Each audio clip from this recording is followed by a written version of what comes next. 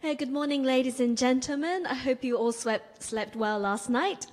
So let us begin the second day of the 7th Hope meeting. So here's the moderator for this session, Professor Keiya Shirahama, Professor of Keio University. Professor Shirahama, please.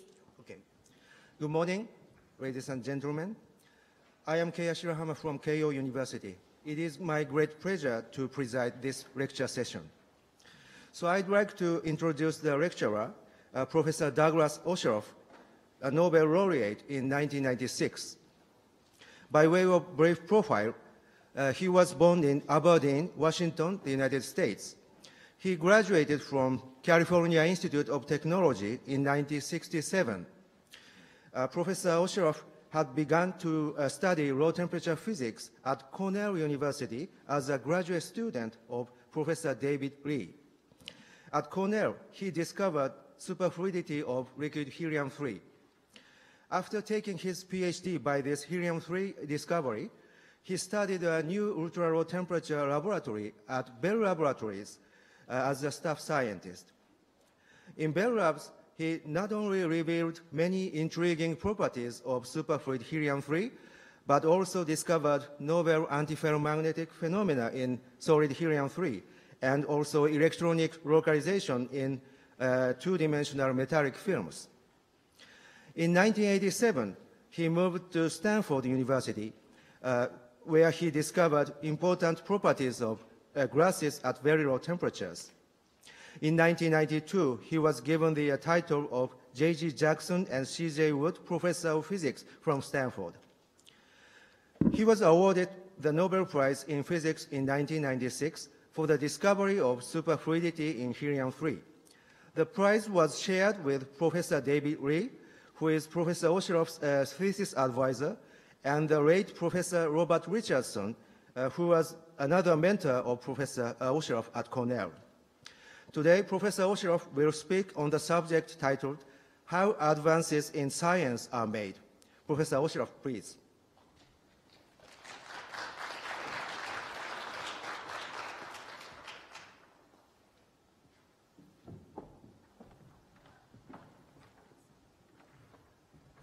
Well, it's my great pleasure to be here today. I have many friends in Japan, and I hope that at the end of this talk, I will still have many friends in Japan, but we'll see how it goes.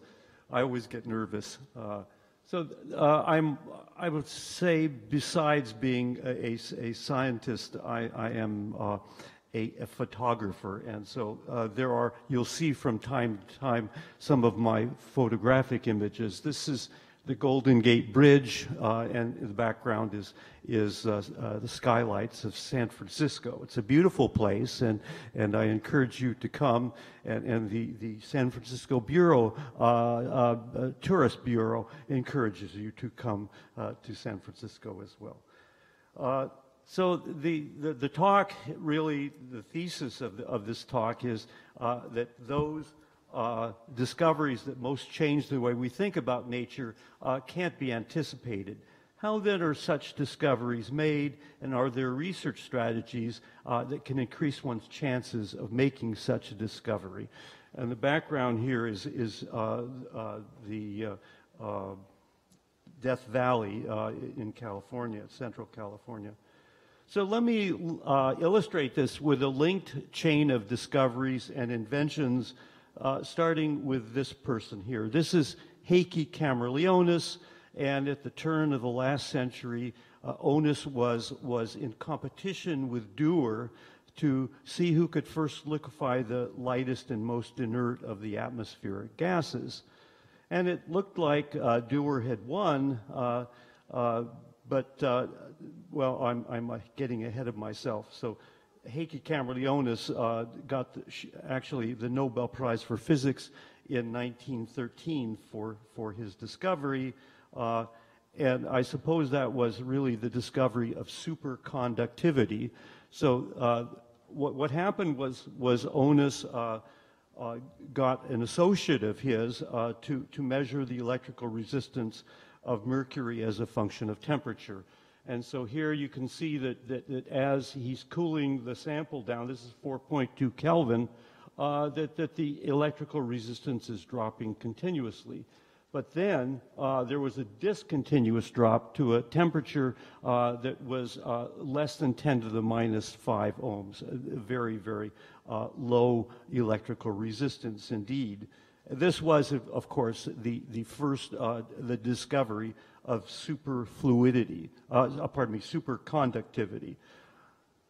So let's look at the relevant research strategies that allowed this discovery to be made. First, use the best instrumentation available. Secondly, don't reinvent, borrow technologies that you can, particularly new technologies are very commonly shared amongst scientists. Look into an unexplored region of the physical landscape, because that's where you're very likely to see surprises. Failure might be an invitation to try something new, and I dare say that scientists frequently, in trying to elucidate behavior that they've not seen before, have surprises lying in wait for them, and some of them are good surprises, and some of them are not so good surprises. So in addition, I should add, be aware of subtle, unexplained behavior. Don't dismiss it. And so in doing an experiment, frequently you'll find behavior which is not expected. And those, of course, are the jewels that we all look for. It is quite remarkable that liquid helium stopped boiling. This was, in fact, led to the discovery of superconductivity. So Camerlionis was pumping on liquid helium, and it at a temperature of about 2 Kelvin, it simply stopped boiling. This was because the liquid helium had become a superfluid, and so at that point, all the evaporation occurred right at the surface. It was indeed a superfluid in the same sense that other materials become superconductors. So I think be aware of subtle behavior, don't dismiss it. Though that behavior may be a result of nature whispering very quietly to a scientist. So this is someone that I've known for quite many years. This is Peter Kapitza, who shared the Nobel Prize in 1978 for his work done back in the 1940s. So if you think you deserve a Nobel Prize, keep in mind that you may have to wait 30 or more years to get your Nobel Prize. Anyway, Peter Kapitza is quite I would say he's a friend of mine, was a friend of mine at least. He's no longer with us. These are two gentlemen that I knew well when I was at Bell Laboratories. This is Arno Penzias, and when I was at Bell Laboratories, Arno Penzias was my boss's boss's boss. So you can see where I was on the pecking order, very far down. And Robert Penzias and Wilson worked together largely. Penzias was up at the upper management of Bell Laboratories when I was there. And Penzias and Wilson actually were interested in studying the electromagnetic radiation coming from outer space, from outside our galaxy, in fact. And that all started at Bell Laboratories with someone named Karl Jansky. You can barely see him here. This was in 1933. He developed a directional radio receiver. It's basically an antenna. And this really, I think, was the start of cosmic studies of cosmic radiation. Later, Penzias and Wilson borrowed a very key piece of equipment from their employer, AT&T. This is a horn antenna, and it had the advantage that it did not couple to electromagnetic noise generated on, anywhere near the surface of the Earth. So this horn could be pointed in many different directions. There was a key element, though, inside this little shack here, where there was one of the quietest receivers that had been built up to that point. I mean, so it doesn't look very much, but it's what's inside here that counts. And in fact, what was inside there was a maser amplifier, microwave amplification by stimulated emission of radiation. So this is Charles Townes, who sadly died rather recently. He was, in fact, I would see him every year. There was a meeting at UC Berkeley. People across the bay, we're good friends now, but in fact there was a lot of rivalry between Stanford University and UC Berkeley. This was a very early ammonia maser, and so this was not the technology that led to any discoveries, but in fact it was a technology that led to discoveries. So this is Charles Townes. So now let's look at the relevant research strategies that allowed this discovery to occur. First, use the best technology available. It's always good if you can do it. Don't reinvent the wheel, borrow if you can. And then thirdly, and this is probably very important, look into a region of parameter space that's unexplored. That's where you're likely to find surprises. Sometimes surprises are not very good, but frequently, in fact, they result from nature whispering to us and sharing her secrets with us. Of course, you have to do. Nature helps those who help themselves, and so one has to be contributing to that effort as well. This is the spectrum of the cosmic microwave background radiation. You're looking at the intensity as a function of wavelength, and this is a black body spectrum with a temperature of 2.725 Kelvin, plus or minus 1,000th of a Kelvin. So this is actually very good evidence that in fact there is radiation coming through our atmosphere, which we can study, that originated elsewhere in our galaxy, and in fact even beyond our galaxy. It's kind of remarkable that we can study radiation that was generated so long ago and so far away. So this gives you an idea of the total spectrum. We're looking now at half of the night sky, I suppose. And if you look at this, you can see that it's this is Doppler shifted to a shorter frequency, higher temperature, and this is a lower frequency, a longer wavelength. And that's because of the motion of the Earth through the cosmos. If you get rid of this dipolar effect, then what you see is the plane of the Milky Way galaxy, and this is mostly noise, but in fact we live in this plane, basically.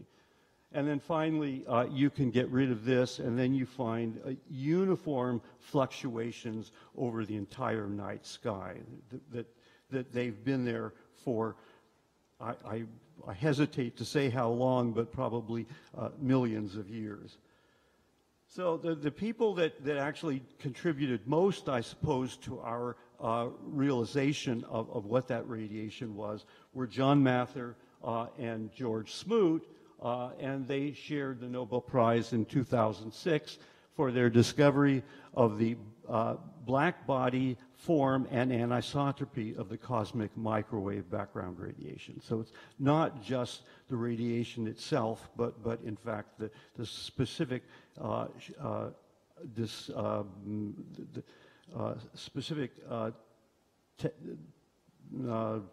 now I'm having trouble getting the right word, character of that radiation. And so this now is, I guess, the quintessential view of our universe as we know it. This was done by a satellite called WMAP. W stood for Wilkinson because David Wilkinson, who was in fact one of the pioneers on this project, died before the project reached fruition. And so his name is up here, or at least his first initial is up here, last initial is up here. But in fact, he sadly did not live to see the results of this. This is a picture of the universe as it existed just 400,000 years after the Big Bang. Quite remarkable that we can see back in time and in distance so far. So this is one of my favorite pictures, I confess, okay? This is the Iguazu Falls. It's a spectacular waterfall in South America.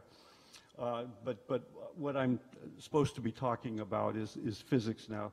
The process of advancing science often leads to inventions and technologies that directly benefit mankind. However, it is impossible to know from where an advance might come that might solve a particular problem facing mankind. Consider, for example, one of my favorite technologies, nuclear magnetic resonance. And the nuclear magnetic resonance, I can't imagine that the people that invented NMR had any idea of where it was going. I mean, it's such a powerful probe. This is Felix Bloch, who is a professor at Stanford University, and it was Felix Bloch and Ed Purcell, who was a professor at Harvard University. So Stanford and Harvard universities, I think, compete with one another. And I would guess this was a draw on this particular case, but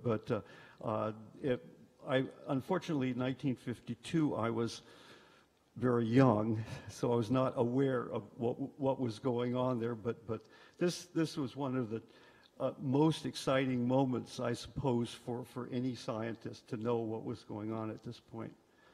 So I'm going to shift gears somewhat now and look at chemical and spin shifts using nuclear magnetic resonance. I apologize, I can't tell you what this organic compound is, but in fact, this shows that the protons in this don't all resonate at exactly the same frequency. There are shifts. You can see this is 1 part per million, so these are very small shifts. But in fact, you can get a lot of information about the nature of the chemical bonding from nuclear magnetic resonance. This is Fourier transform. There's all sorts of different kinds of nuclear magnetic resonance. Fourier transform and two-dimensional nuclear magnetic resonance. And I think Richard Ernst, I'm hoping he's in the audience now. Well, anyway, was one of the great pioneers in this business. This is an example of doing it. This is what's called two-dimensional nuclear magnetic resonance. Your two frequency dimensions, two spatial dimensions, and then you reconstruct these things, and you end up looking at a molecule. This is, this is using a technique called COSY. But these are, you can look, this is nitrogen, carbon, anyway, this is basically a molecule whose structure was determined by using nuclear magnetic resonance. So this is Richard Ernst, and he's smiling. And I always like to think that people that do very good research should always smile, but no one smiles all the time. And I dare say that these experiments that Richard Ernst and others have done frequently involve a significant amount of frustration. So if you want to become a contributing scientists, contributing to knowledge of mankind, be prepared for an occasional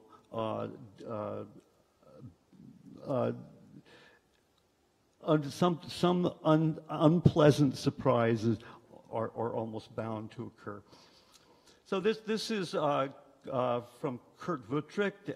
This is looking at I have no idea what this is, bovine pancreatic trypsin inhibitor.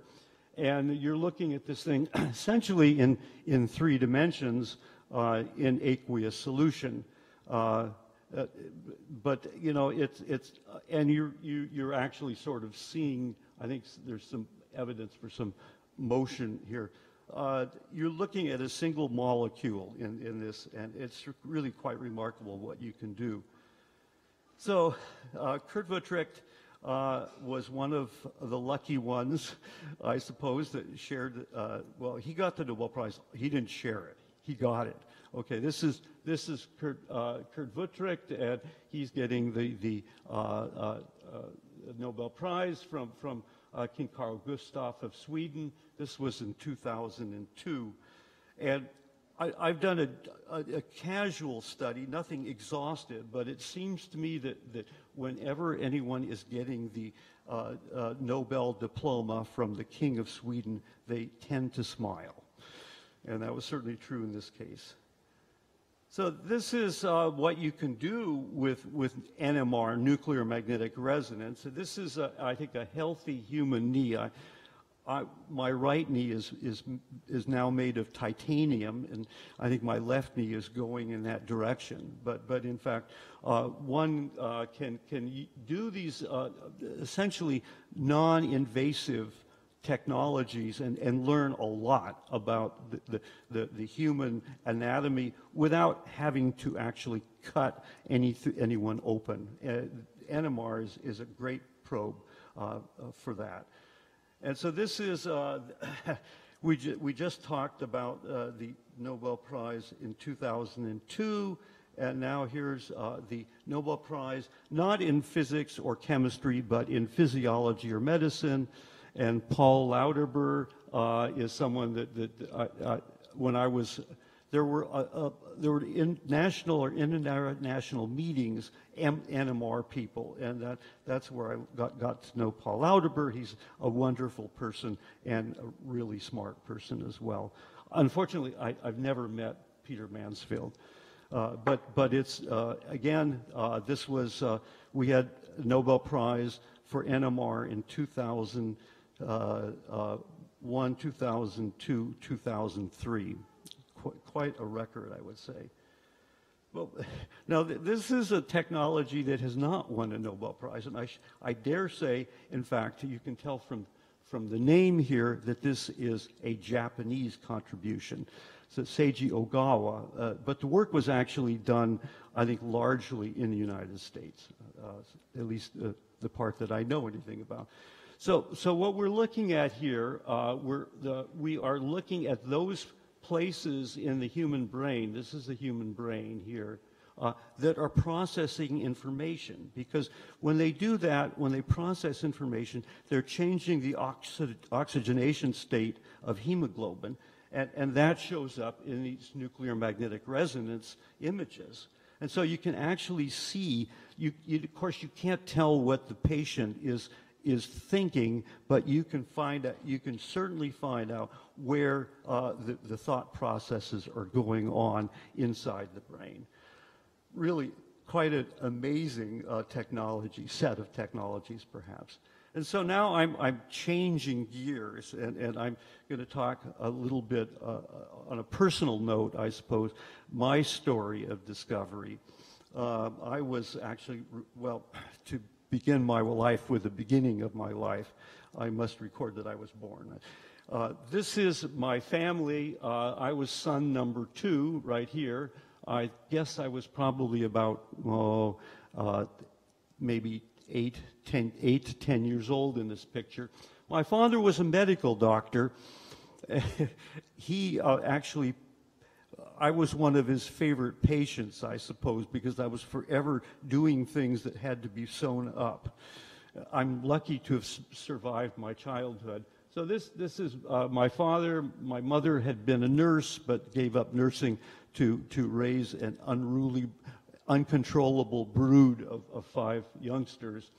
My father, the only one that went into medicine was my older brother, shown here. Anyway, so this was me when I was a little bit younger than I am now, sadly.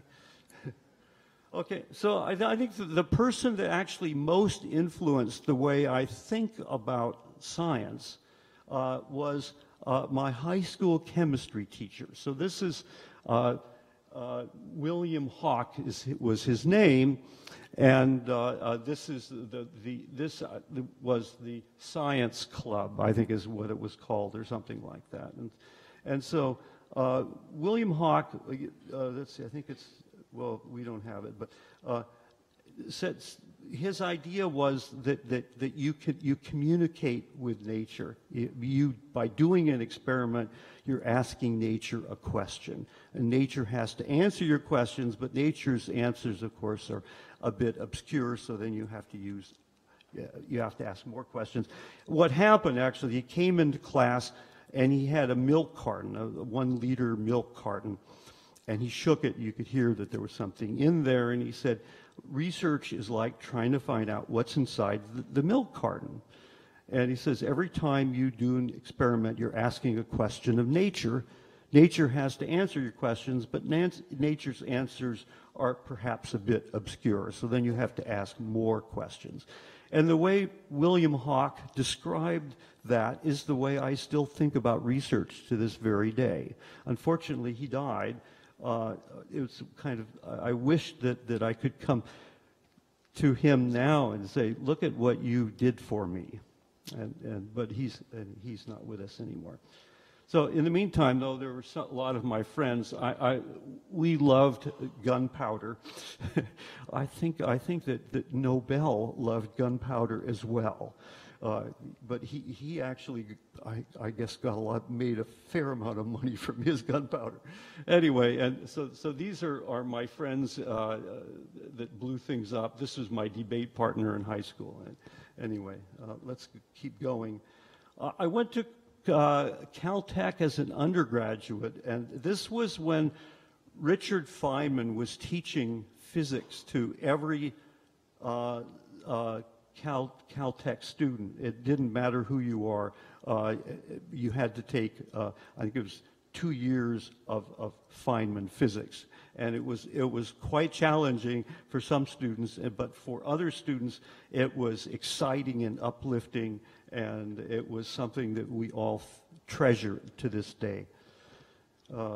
Anyway, so I sort of knew Richard Feynman a bit. In fact, I knew his daughter fairly well. I left Caltech and went to Cornell University for graduate study.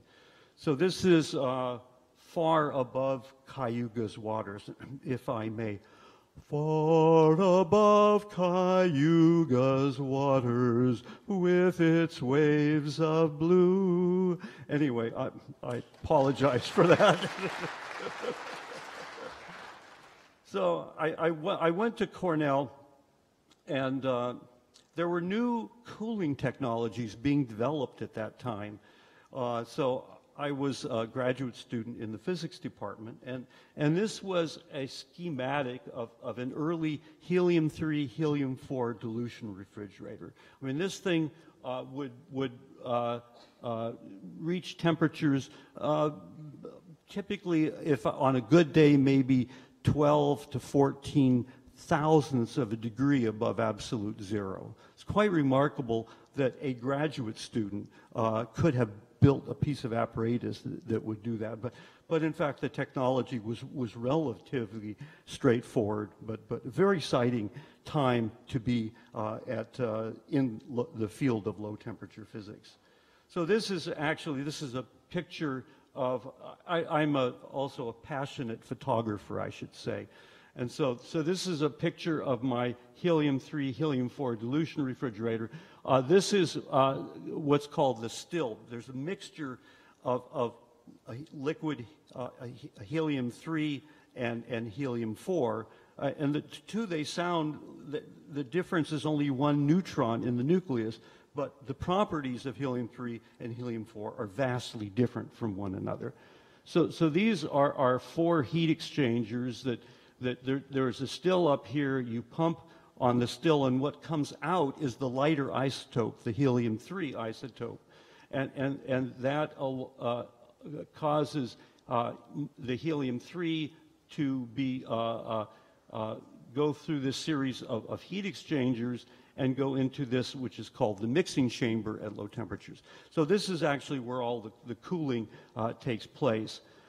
This is another technology which in fact allows us to reach even lower temperatures, temperatures within 1,000th of a degree of absolute zero. It's kind of neat that as a first or second year graduate student, I could develop a technology that could reach temperatures so close to absolute zero. So this really all started with Isaac Pomeranchuk, who was a Russian physicist. He was mostly interested in high temperature plasmas, and I have no idea why he got interested in what we call Pomeranchuk cooling. That was the technology I was talking about. So this shows the entropy. Ooh, I'm running out. Do I have another? Well, I'll do that. Okay. So this is the entropy of solid helium-3, and this is the entropy of liquid helium-3. And the idea was to start in the liquid. Oh boy, you guys, they're gone. I need another. Do we have another? Okay. Okay. In the meantime, we'll keep going. I'll point. Okay. So you start at point A, and you compress and cool the helium-3. Thank you. Oh, beautiful. Okay. And you can reach temperatures within a few 10,000ths of a degree of absolute zero. It's quite remarkable that you can do that. And the fact that a young graduate student could actually build a piece of apparatus is true. So this shows the helium-3 melting curve. This is liquid helium-3, and this is solid helium-3. And the idea is if you compress the helium-3 that's inside this Pomeranchuk cell, you go along this curve to lower and lower and lower temperatures. And that's how you get temperatures of order 1,000th of a degree above absolute zero. And the fact that any graduate student worth his salt could actually make something like that is kind of amazing. So this shows what my Pomeranchuk cell, of course, it wasn't really so colorful. This is the gold region is where this is liquid helium-3. Now, helium-3 doesn't really exist naturally. It results from the decay of tritium. And we would never have any helium-3 around were it not for A, the Cold War, and B, a guy named Ed Hamel, who was responsible for keeping track of the tritium that was being produced probably at a number of different places, but in fact, the tritium would decay with a half-life of 12.4 years into helium-3. And so this is helium-3, which is not radioactive at all, and is one of the most fascinating materials that I've ever come across. It's a liquid, of course, and so the idea is this is superfluid helium-4, and I have a very fine capillary tube that is injecting liquid helium-4 into this, driving this piston downward, decreasing the volume in here, and then that because you've gone up to higher pressure, actually you start forming solid helium-3 inside the cell. We would use a Curie law thermometer. This basically is platinum-195 nuclei. And all of this was made by a graduate student in his second year of graduate study. It's kind of fun. So then in 1970, a very important thing happened to me, and that is that that I'd been dating this Chinese girl who was not terribly interested in me as an engineer, but I was persistent. And so eventually in 1970, the two of us were married in a formal garden that was right next to the physics building. That way I didn't have to worry about missing liquid helium transfers or something like that. Anyway, we went to the Grand Teton National Park. It's a wonderful place in the American West for our honeymoon, and I'm hoping we're going to go back this summer. So this now is a strip chart recorder. The idea is you have a big roll of paper and you're pulling it underneath the pen, and the pen is moving back and forth. And so here the pressure is getting higher. You can see this is pressure and this is time. And so the pressure is getting higher, and that means it's actually getting colder. I rebalance the bridge, and it's getting, the pressure is going up. And then all of a sudden there's a very sharp decrease in the rate of cooling. And I was very unhappy to see that. But in fact, this is the discovery of superfluidity in helium-3, which is kind of nice. So this shows it again, but you know, because I think back here, I don't think we really had any idea what this was all about. But I did the experiment over again. So I have to go back. There we go. So this was the November 24th, 1971. That is the day before Thanksgiving in the United States. And so I said, well, okay, maybe this something went wrong. So I said I will pre-cool my helium-3 sample over this 5-day holiday, or however many days it was. And then I would try again. And so here I'm going faster, cool, rebalance bridge. That is, the cooling is because I'm converting liquid helium-3 into solid helium-3, and that process results in cooling. And so here we are, and then I see the same kink again, and so I was curious. I went back and I looked, and I found the kink had happened at exactly the same pressure, melting pressure. So I let this continue, and it goes up, and then there was a little tiny drop in pressure, and so I decided, and these things were reproducible, so I call this the A transition and this the B transition. I should have come up with more interesting names, I suppose, but that's not what we're in the business about. So we started at 15 thousandths of a degree, and we could reach temperatures within 1,000th of a degree of absolute zero. It's quite a remarkable technology, particularly, you know, for some that a young graduate student could actually do this. So this shows these transitions. We call this, I was never very good at coming up with names, so we call this the A transition, and this is the B transition. And we could see these transitions in reverse as we decrease the pressure inside the cell. So there was no question, at least in my mind, that this was real. But you can see the temperature scale. This is 5 millidegrees. This is 1.8 thousandths of a degree above absolute zero. So then, you know, you have to really come up with clever ways of probing what's going on, because we can't look inside the cell. You can't put any heat in it of any sort. And so I came up with an early form of MRI. MRI means magnetic resonance imaging. And the idea is you apply a magnetic field, we'll assume it's in the horizontal direction, and the field is larger at the bottom of the cell than at the top of the cell. And so then you apply an oscillating RF field to this coil inside the cell. And if you sweep that frequency upward, this resonant layer will move downward. And so you are able to plot out the distribution of solid liquid helium-3 in this cell as a function of time, of position inside the cell. So this is actual data. Again, it's a strip chart recorder, so time is actually going this direction. This is another probe of the pressure inside that cell.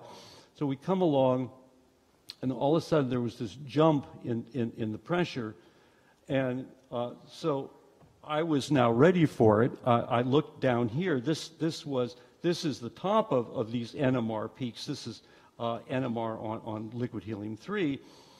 And so we look down here and see what's happening. This is liquid helium-3. This is actually solid helium-3, most of that.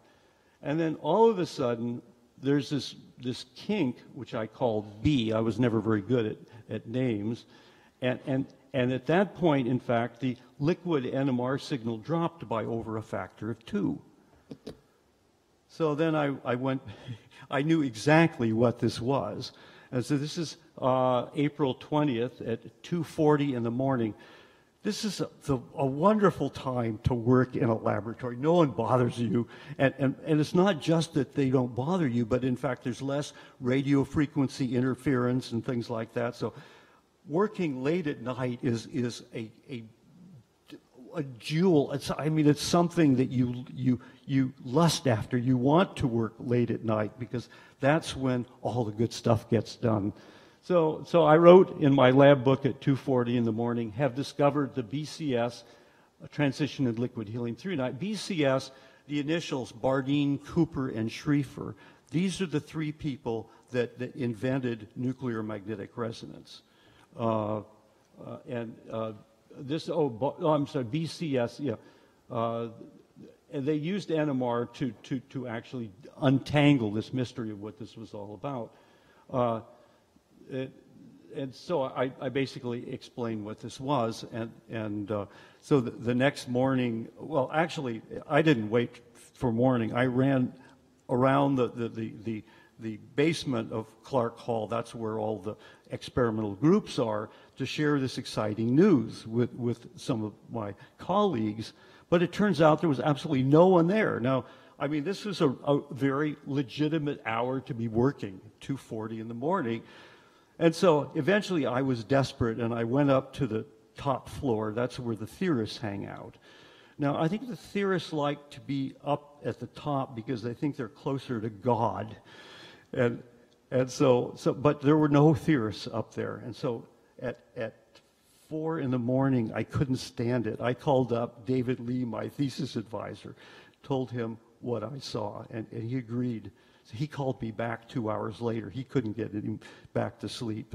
So it is, I mean, physics research can be really exciting and fun and wonderful.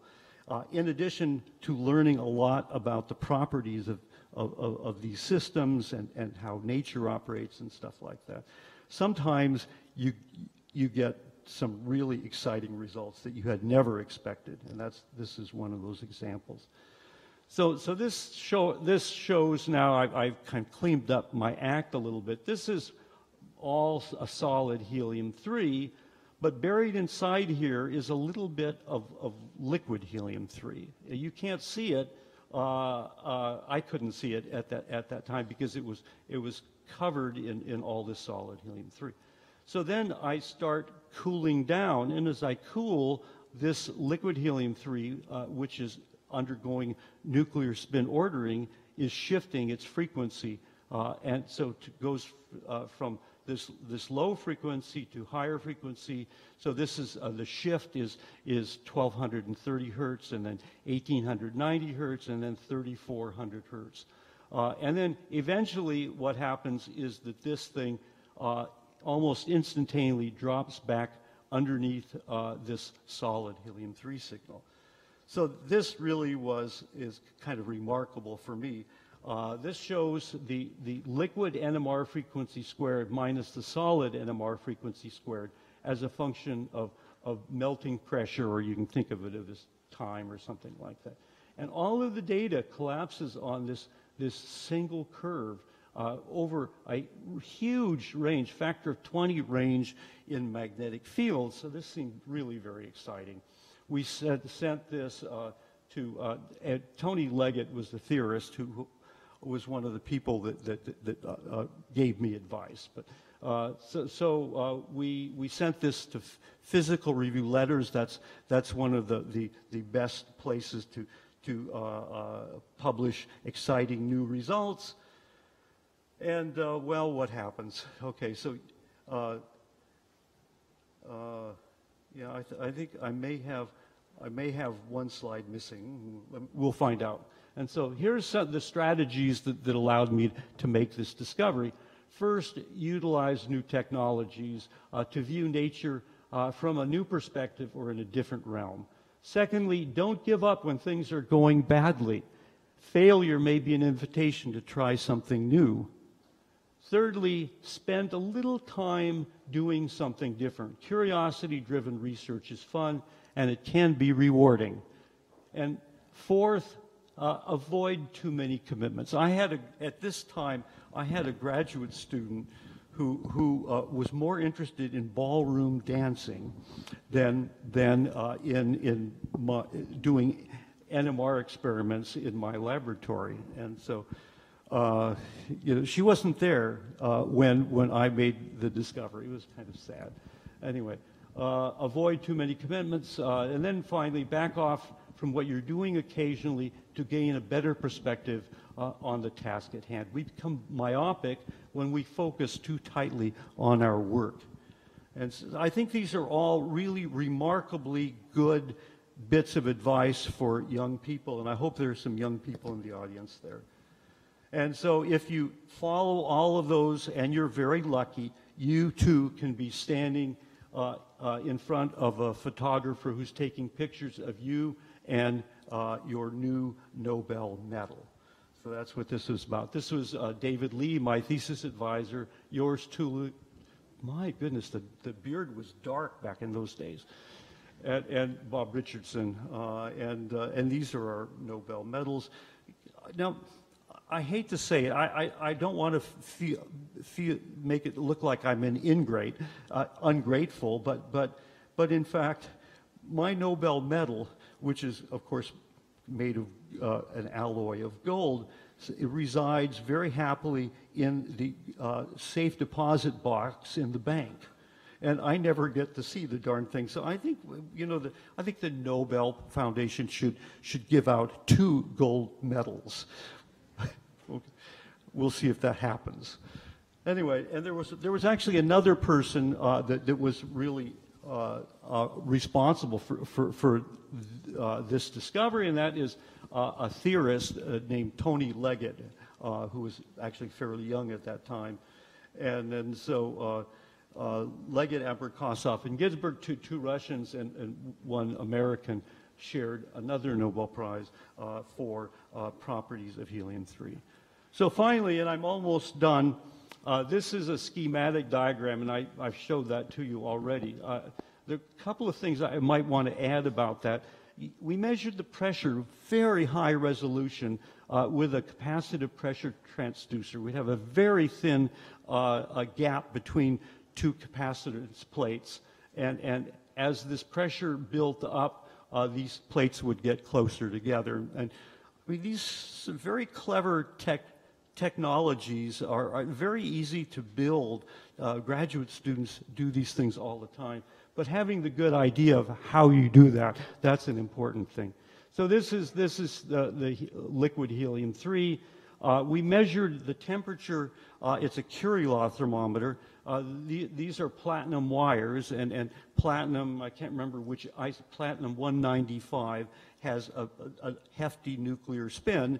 And so you're basically looking, it's a Curie law thermometer. That is to say that the temperature varies at 1 over the NMR signal that you get. But this is the sort of technology that we were using. And so we're almost done now.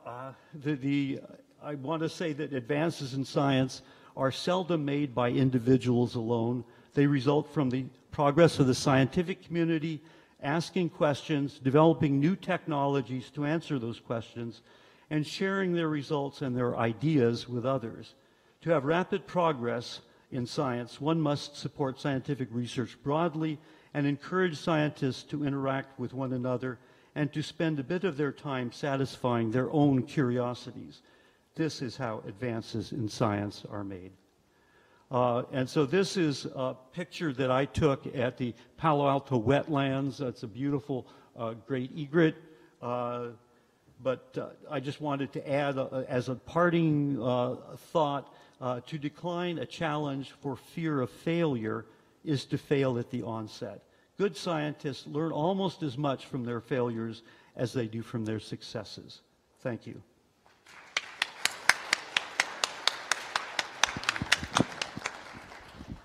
Thank you very much, Professor OSHEROFF, for your very interesting talk with a lot of fun and many suggestions to young students. So now we can accept some questions. Please raise your hands. No hard questions are allowed.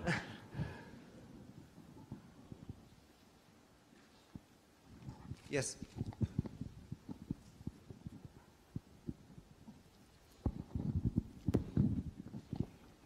Thank you so much for your excellent lecture. I'm Matsuko Imai, cardiologist at Osaka University.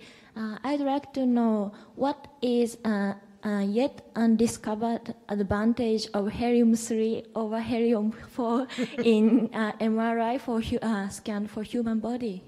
Well, okay. Well, yeah. Actually, I should say that in the progress of the development of NMR, magnetic resonance imaging was in fact born essentially, and I think I actually had a couple of slides on that. MRI is a remarkable technology, and it all started with nuclear magnetic resonance. Did I answer your question? Are you sure you're not just being polite? Any other questions? No.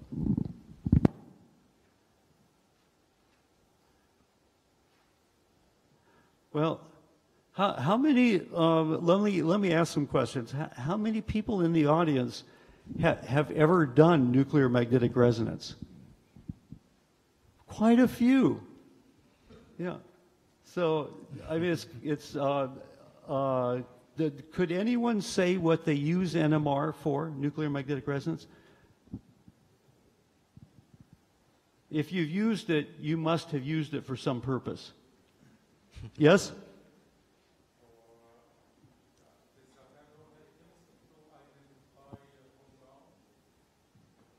Yeah, that's presumably probably large, complicated compounds is my guess. I don't know. In my case, we used it for not such complicated compounds. So, because I use it in as an extra identification tool, or yeah. Anyway, NMR is an amazing technology, I think, and it's relatively simple. I think as a graduate student, I was able to build a very crude NMR spectrometer. But you're nowadays most of it's all pulsed NMR, and that was beyond what I could do.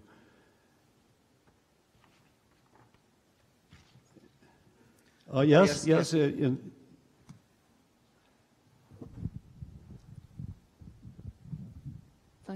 Thank you for this chance, for this opportunity. My name is Purnomo Khotimah. I'm from Indonesian Institute of Sciences. It's just out of curiosity, I would like to know how many time do you spend on on the lab per day? Sorry. Oh, okay. You want to know how much time I spend in the laboratory? For your research, per day. Per day. Oh, yeah. Well, I'm retired now. But of course, when you're doing your research. Yeah, when I wasn't retired, I would sort of, I think frequently, what happened is my wife and I would go to the university at sort of typically around noon or around noon, and then we would eat dinner on campus, and then at midnight I would drive my wife home. And I think she was putting up her hair and things like that took time to dry. And so I went back and would usually work until 2 a.m. Or if things were going really well, then later. But yeah, and so it was kind of it was nice to have someone who was a scientist. My wife is a scientist, and I think she could share my excitement and understand why I was spending these crazy hours in the laboratory. Phyllis, you want to stand up? This is my wife.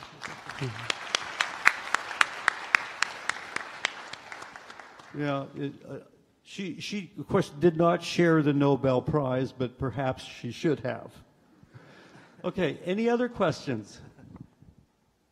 Yes, way in the back. I have learned that this is the place to stand, because if you're over here, the light is shining right in your eyes. So if you guys ever end up where I am now, remember, this is where to stand. Okay, go ahead. I'm Latyaporn Potai from Thailand. I just want some suggestion from you. In my research, I study in solutions, and I study the formations of crystal of the polymer in solutions. But I want to know, can I use the NMR for measure the formations of crystal in my system? Because normally when we want to study the crystal, we have to study in solid state, right? But in my system, I study in solution, but I don't know how to use the technique for confirm my results for when the polymer from the crystal. Well, I don't know if we can get together or not. At the end of this talk, I will give you my business card, and maybe we can do this over the internet. Does that sound good? That's a very modern way of conveying information. Thank you very much. Thank you so much. Yes. Yes, please. Thank you for the talk. I'm Xu Liang from National University of Singapore.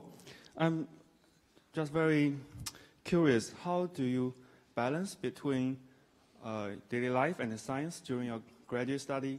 Because it's kind of remarkable achievement. You finish the most important two things. I mean, two of the most important things during graduate study. You get married and you make amazing discoveries. How can a person be so efficient, and how do you balance?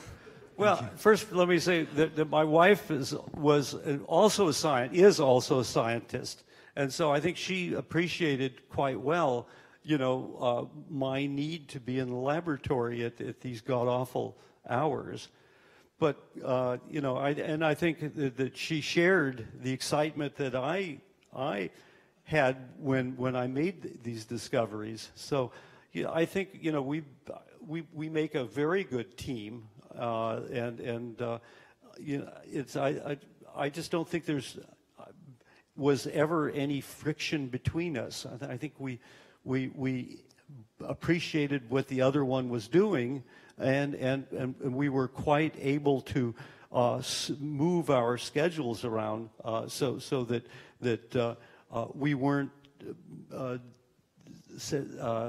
what is the word? Sacrificing our careers for a good night's sleep. That's frequently was what it ended up being. Okay, thank you for that.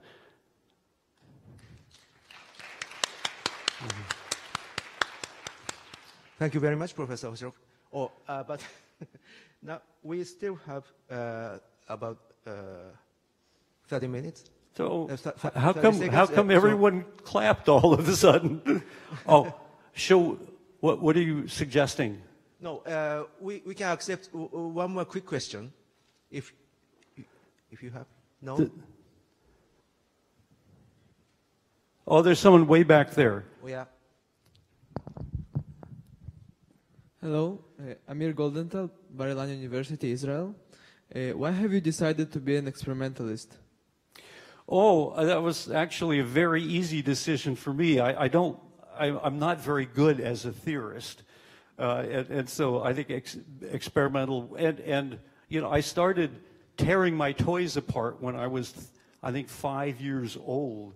I knew quite well how electric motors and things like that worked by the time I was 10 years old.